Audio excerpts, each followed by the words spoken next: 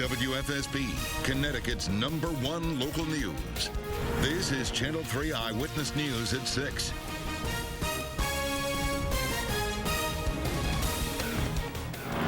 All new at 6. He's probably in a deep sleep. And who knows? Someone could have just gotten hit right in front of him and you wouldn't have even seen it. Sleeping on the job? Now a police officer in Willimantic is the subject of an internal investigation. Good evening and thanks for joining us tonight. I'm Denise DeCenzo. And I'm Dennis House. There are many angry residents in Willimantic tonight who have questions and concerns. This after a photograph surfaced on social media that appears to show a policeman taking a snooze on the clock. Officers tell us they were made aware of this photo shortly after it went online. Channel 3 Eyewitness News reporter Jill Konopka joins us live with the mobile newsroom now with more on this picture. Jill. Thank you.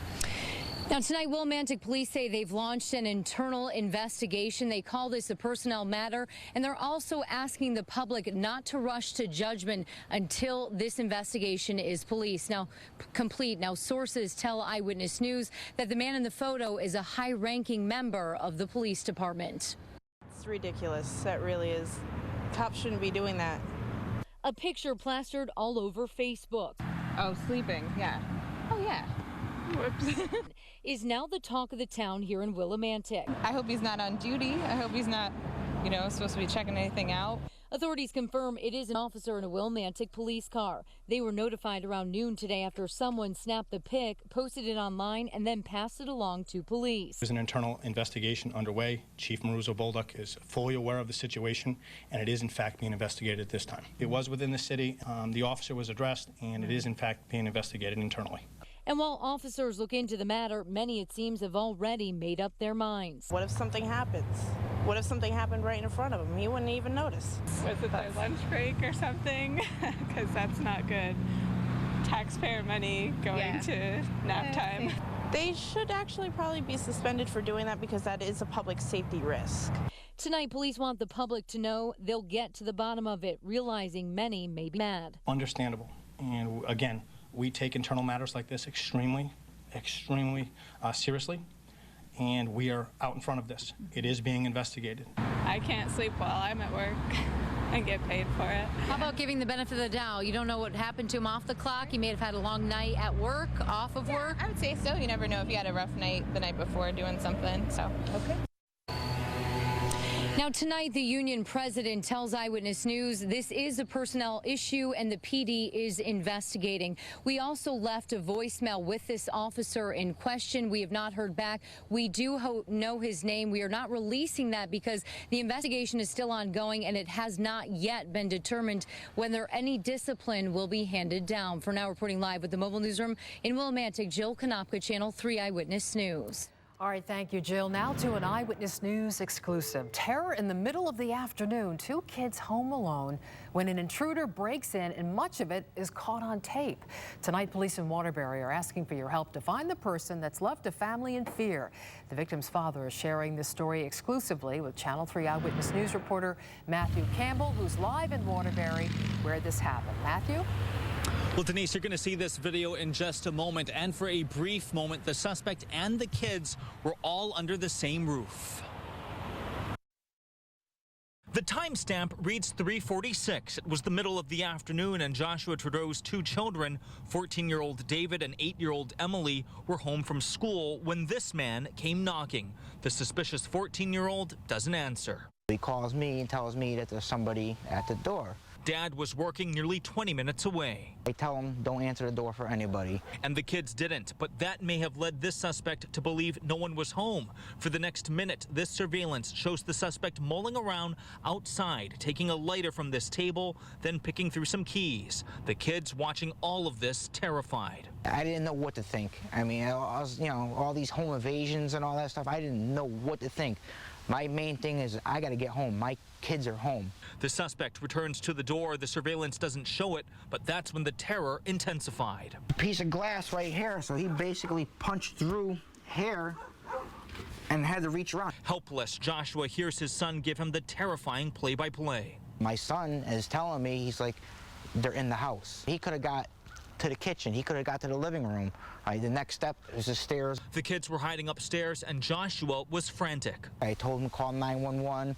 I called my brother. I called everybody I can call to get somebody here because I was too far away. Once the alarm went off, you can see the suspect walk off, and in the end, the kids were not harmed, and the only sign of damage, this busted door and the lingering fear the day after. All he wanted to do was protect his sister. He brought his sister upstairs and was protecting her. Now, Waterbury detectives did show up while we were interviewing this father. They continue to investigate, and if you know anything, you're urged to call Waterbury Police. That is the latest. Live with the mobile newsroom, Matthew Campbell, Channel 3 Eyewitness News. All right, thank you, Matthew. New information now, a sad update to a car crash in Granby that left a 14-month-old boy fighting for his life. 14-month-old Landon Ayers remains on life support tonight. His mother tells Eyewitness News he suffered spinal cord injuries, and she says doctors are telling her Landon only has a few days left to live. The little boy was hurt last Friday when his father's car collided with an armored truck on Route 20. The boy's father, 24-year-old Kevin Ayers, remains hospitalized. Earlier today, we had a chance to speak to the little boy's aunt.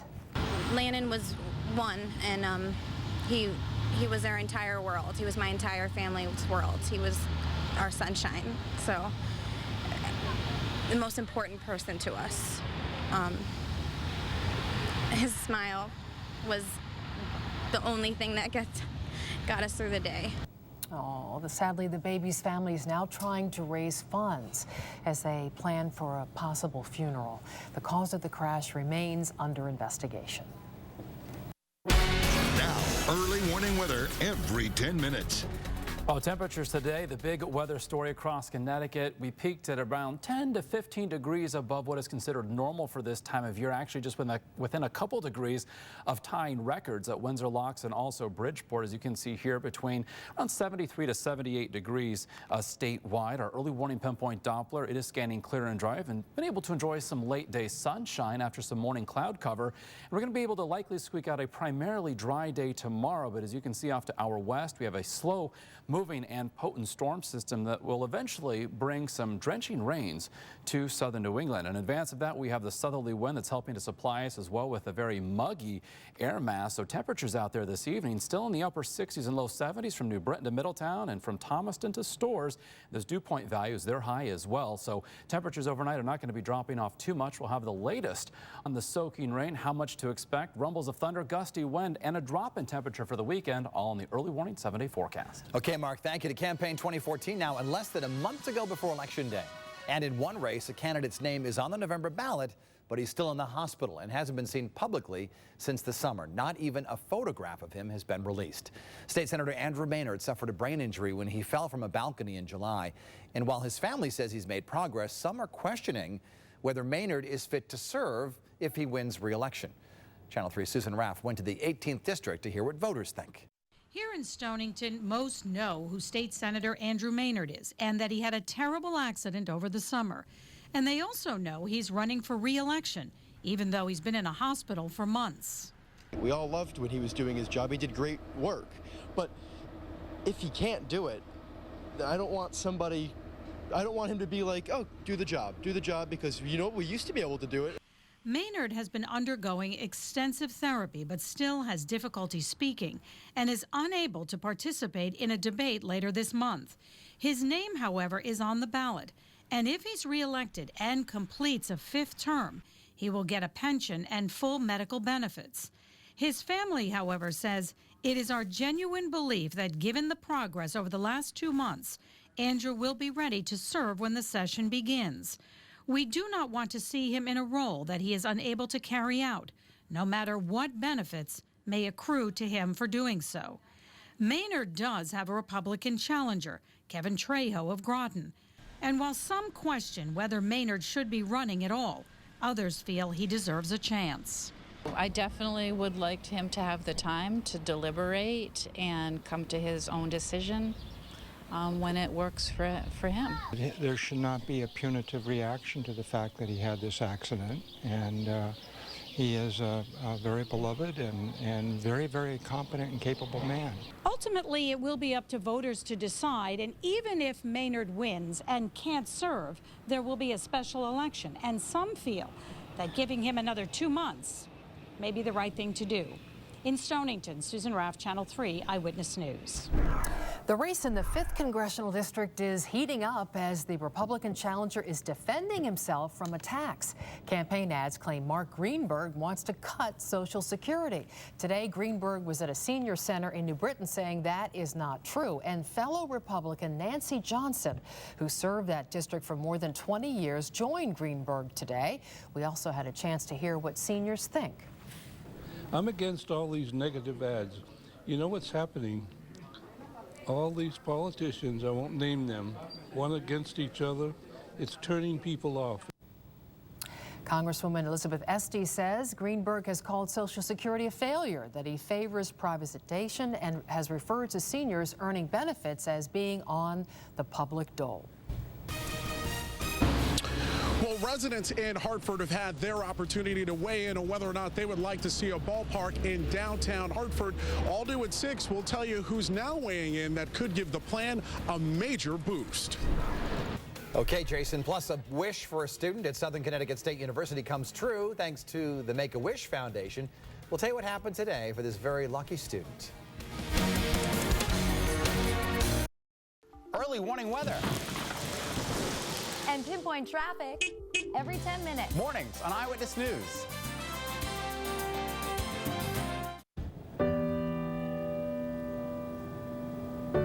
Now a tribute to a fallen firefighter, a vote to rename Engine 16 in Hartford's Blue Hills neighborhood after fallen firefighter Kevin Bell will have to wait. Bell was stationed at the firehouse. He was killed last week while fighting a blaze on Blue Hills Avenue. There has been a push to rename that firehouse in his memory. The city says the vote on the proposed change will have to wait until the next regularly scheduled meeting in a couple of weeks. New at 6, a student at Southern Connecticut State University is getting to see some of her dreams come true thanks to the Make-A-Wish Foundation. Annabelle Gosselin is a student at Southern Connecticut State, and she's also fighting cancer. And her wish was to have some help with her college tuition. Earlier today, Annabelle's friends as well as professors and supporters took part in a special Make-A-Wish ceremony. School is a big part of being successful in life, and what I want to do is I want to help people just like me. Make-A-Wish provided Annabelle with a laptop computer, an iPad, other school supplies, and a debit card for book purchases. Still to come tonight, decision day for a huge development in downtown Hartford. Is the baseball park a home run or a strikeout? We'll be there as the city council weighs in. Mark. Feeling more like summer today across Connecticut. How long the warm and muggy weather sticks around, and the storm system that brings heavy rain and some gusty wind. That's in the early warning forecast. Now, Channel 3 early warning weather with meteorologist Mark Dixon. All right, we are now 2 weeks, 14 days into the month of October. We've got the numbers for you so far compared to normal. Our average temperature actually running a bit above by 1.3 degrees. And the rainfall department about 1/4 of an inch below.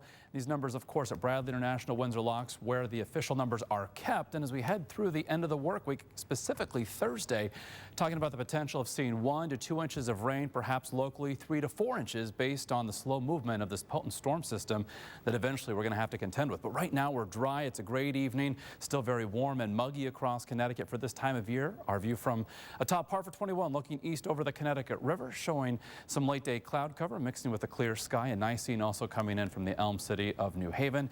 Temperatures across the state anywhere from 66 now in Groton to 72 in Hartford, 71 Meriden, also Bridgeport 72, Waterbury, and 71 right now at Willimantic. So those temperatures are going to be slow to drop this evening. Our early warning pinpoint Doppler, it continues to scan clear and dry. And while we were able to enjoy some afternoon sunshine, that helped to boost those temperatures to near record levels.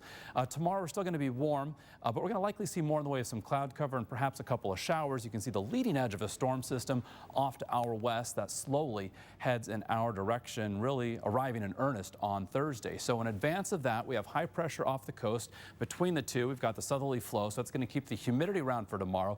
Also the warmer than normal temperatures. Then as the front gets closer and begins moving through on Thursday, that's when we're going to see the best chance for some heavier downpours, perhaps a few rumbles of thunder, and also some gusty wind. The wind, in fact, tomorrow in advance of the system will be up still out of the south and could gust over 20 miles an hour. So our early warning futurecast, tomorrow's weather today, showing the cloud cover canvassing Connecticut as we head toward daybreak tomorrow. And while the heaviest of the rain tomorrow stays to our west, can't rule out a couple of showers, especially through the afternoon and and evening. And despite that, temperatures will still reach the mid-70s. Now, by early Thursday morning, either knocking on our doorstep or moving into western Connecticut. And notice the slow movement of this line of heavy rain and embedded thunder as we head throughout the day on Thursday. So the potential is there for 1 to 2 inches of rain with, again, locally higher amounts, rumbles of thunder, and even some gusty winds to 40 to 50 miles an hour. So high temperatures for tomorrow. In advance of that, still into the mid-70s inland, lower to mid-70s along the shoreline. That breeze out of the south, again, over 20 miles an hour.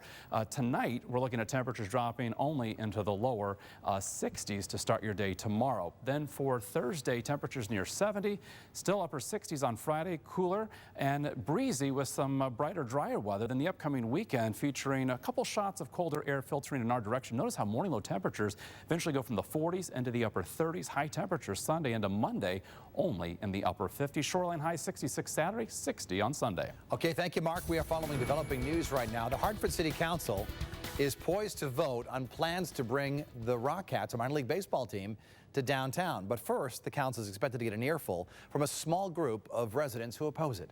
Channel 3's Jason Fraser is live at Hartford City Hall now with more. Jason. Well, good evening to you, Dennis. Public comment just began a few minutes ago. However, City Council is expected to vote on the plan in about 45 minutes or so at the 7 o'clock hour. Now, a few months ago, the Rockettes announced their plans to move from New Britain to Hartford. Now, besides a new ballpark, their proposal calls for redeveloping 15 acres of the downtown north area, which will include 600 apartments, 140,000 square feet of retail stores, new office spaces, a grocery store, and a brewery. The city of Hartford has said the proposal would create between 1,800 to 2,000 construction jobs, another 800 permanent ones, and a total of 1,000 new residents will be drawn into the capital city. The plan is expected to take about 2 years to complete, which is why tonight's vote is so important. Now, while the city says it's the right move to move the Rockettes to Hartford, we saw several people protesting before tonight's city council meeting. They believe it's the wrong move for the Rockettes to move to the city right now. You're building a stadium in the wrong part of the city. How about spending it on safety? The police force. It's the wrong thing at the wrong time, and it will strike out. Even though there are lots of strong opinions on this issue, the City Council is expected to approve the plan. We will have their vote and reaction from that coming up all new tonight at 11 on Eyewitness News. For now, reporting live with the mobile newsroom in downtown Hartford, Jason Fraser, Channel 3, Eyewitness News. Okay. All right, thank you, Jason. Sports with Joe Zone is coming up next. We'll be right back. Covering Hartford and all of Connecticut, you're watching Channel 3 Eyewitness News.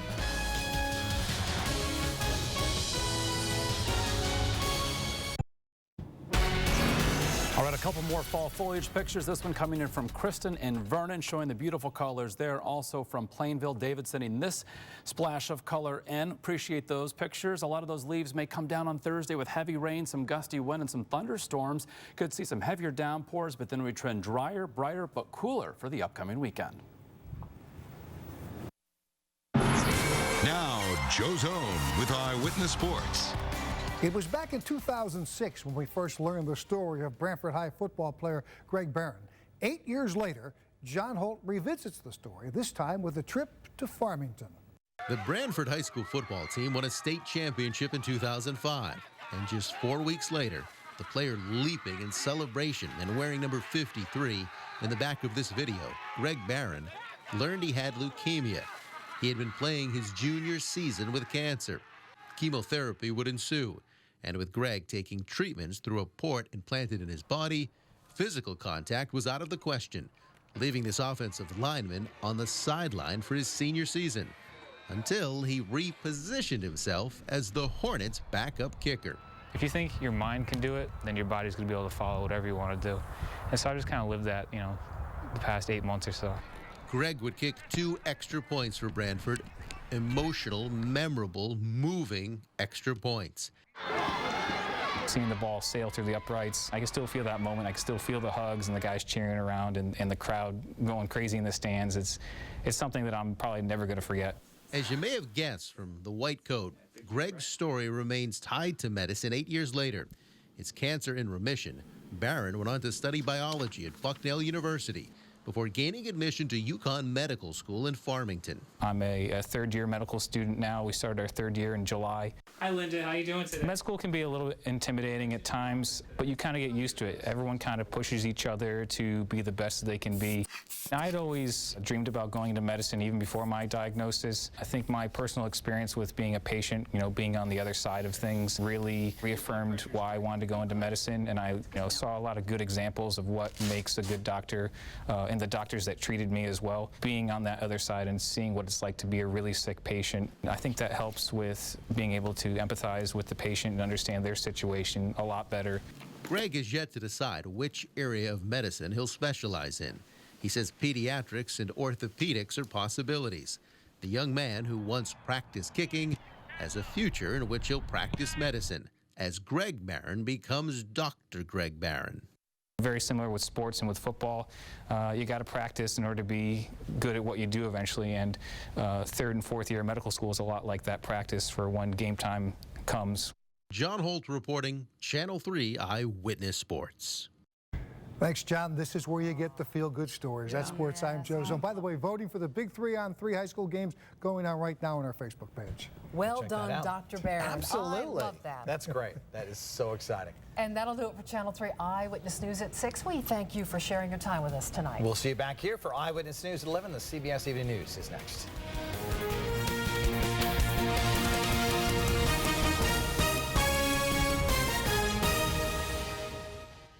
The weather can play a dramatic role in one's lives. It affects our health. It affects whether we can get outside and do the things that we want to do. With weather every 10 minutes, we have the information you need, and you never have to wait. If you're coming or going, working on making dinner, making lunches for the next day, we're able to stay on top of things and keep you informed. Here at Channel 3, we've got the most experience. We have amazing tools in our arsenal. We're the only station in Connecticut with our own live Doppler radar. We got FUTURECAST. So you combine all that together, we're giving it to you every 10 minutes. Can't ask for anything more than that.